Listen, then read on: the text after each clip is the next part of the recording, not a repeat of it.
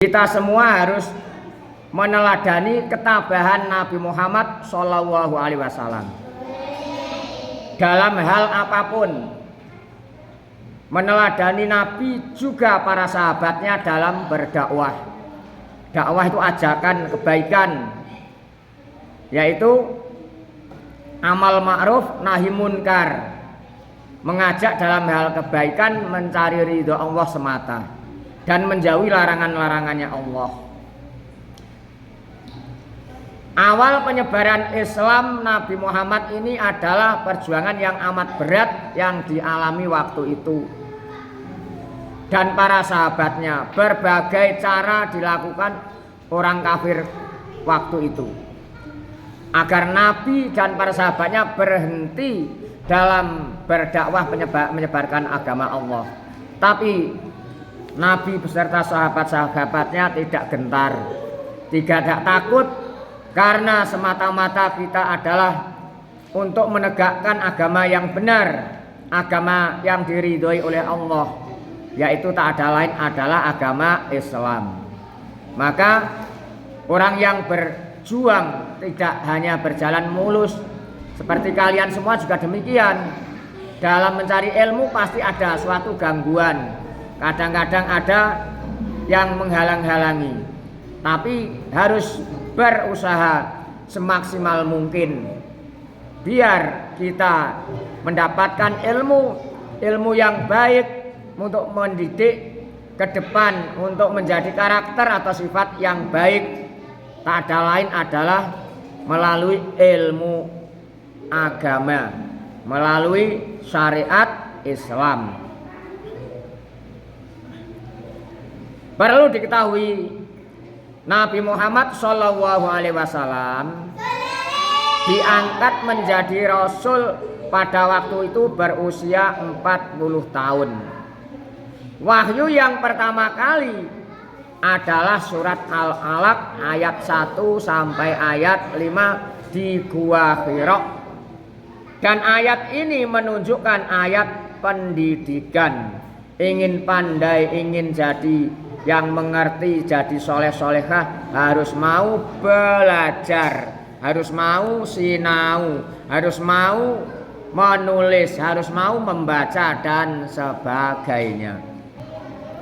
Dakwah ini adalah berasal dari bahasa Arab yang artinya ajakan, mengajak menuju ke jalan yang benar, ke jalan yang lurus, ke jalan yang diridhoi oleh Allah Subhanahu wa ta'ala, yaitu ajakan untuk mengikuti dan mengamalkan ajaran Islam, amal ma'ruf nahi munkar. Inti ajaran dakwah Nabi Muhammad adalah akidah. Akidah adalah tentang ilmu ketuhanan, menerangkan tentang ilmu ketuhanan, itu akidah. Yang kedua merupakan inti ajaran Islam adalah ibadah. Yang ketiga akhlak. Ibadah kalau tidak diberi pengetahuan tidak akan diterima. Kalau orang tidak mengerti, ingin akhlak yang baik, tangeh lamun atau mohal, harus didasari dengan ilmu pengetahuan yang cukup, ilmu pengetahuan yang memadai, ilmu pengetahuan yang semata-mata mencari ridhonya Allah Subhanahu wa ta'ala. Pada awal kerasulan, Nabi berdakwah dengan dua cara, yaitu cara sembunyi-sembunyi setelah turun surat Al-Mudaththir ayat 1 sampai 7, berdakwah secara terang-terangan setelah turun Al-Quran surat Al-Hijr ayat 94. Golongan yang pertama masuk Islam dinamakan As-Sabiqunal Awwalun, termasuk Khadijah, Ali, Zaid bin Harisah, Abu Bakar, Utsman bin Affan, termasuk Sa'ad bin Abi Waqqas, Thalhah bin Ubaidillah, Zubair bin Awam, Abdurrahman bin Auf, dan Arqam bin Abil Arqam dan sebagainya. Ini diantara orang-orang yang masuk pertama kali. Reaksi orang kafir Quraisy terhadap dakwah Rasulullah Shallallahu Alaihi Wasallam adalah mereka menentang dan berusaha menghalang-halangi dakwahnya Nabi. Sebab mereka menentang mengapa? Dakwah Nabi adalah persaingan tersebut kekuasaan. Dakwah tersebut persaingan kekuasaan. Termasuk hilangnya perdagangan patung karena Islam tidak ada patung. Pada zaman jahiliyah patung yang terbuat dari batu besi dianggap Tuhan. Makanya dinamakan jahiliyah. Bodoh dalam tauhid, bodoh dalam agama. Buktinya apa? Patung yang tak ada gunanya disembah-sembah, dipuji-puji. Tapi jangan dikira bodoh tidak bisa apa-apa, dalam perdagangan sudah baik maju. Ini yang dinamakan jahiliyah diantaranya karena kebodohan dalam ilmu tauhid. Sudah jelas batu, benda yang tidak bisa memberikan manfaat disembah-sembah dijadikan Tuhan. Makanya dinamakan jahiliyah, yaitu kebodohan. Takut karena hilangnya perdagangan patung, takut ajaran persamaan hak hilangnya itu. Karena di antara kita sesama manusia itu hak sama di hadapan siapa saja. Yang bisa membedakan adalah yang paling takwa kepada Allah, yang terbaik, yang paling mulia. Inna akramakum indallahi atqakum. Takut hari bangkit, mereka takut dan larangan mengikuti ajaran nenek moyang. Selain terhadap Rasulullah, kaum kafir Quraisy senantiasa menentang dan menghalangi serta memusuhi para sahabat. Namun itu semua mereka jalani dengan penuh kesabaran.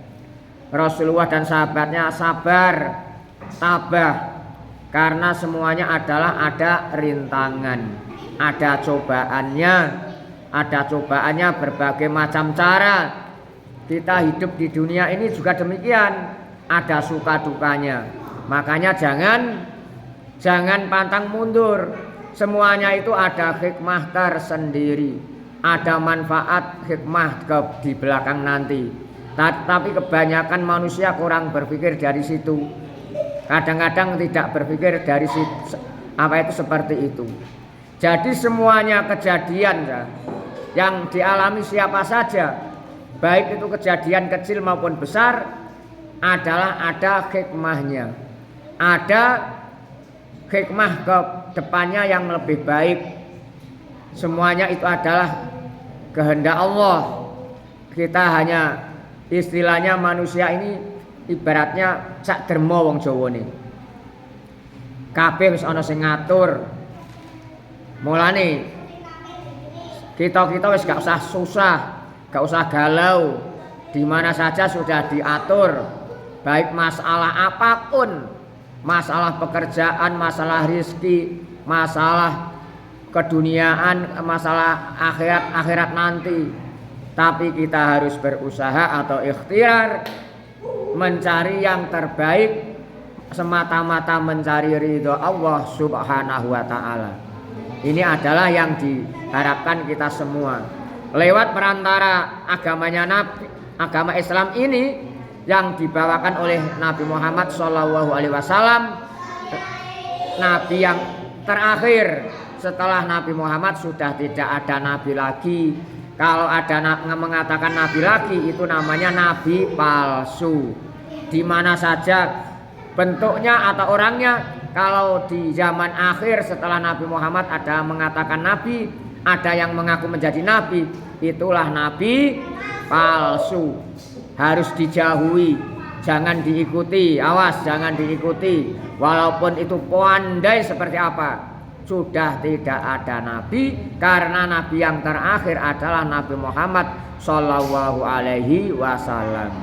Semoga kita semua mendapatkan ilmu yang bermanfaat, ilmu yang barokah, Allahumma, ilmu yang mendapatkan ridho dari guru, Allahumma, yang mendapatkan ridho Allah Subhanahu wa taala. Allahumma ya rabbal alamin. Amin amin amin ya rabbal alamin.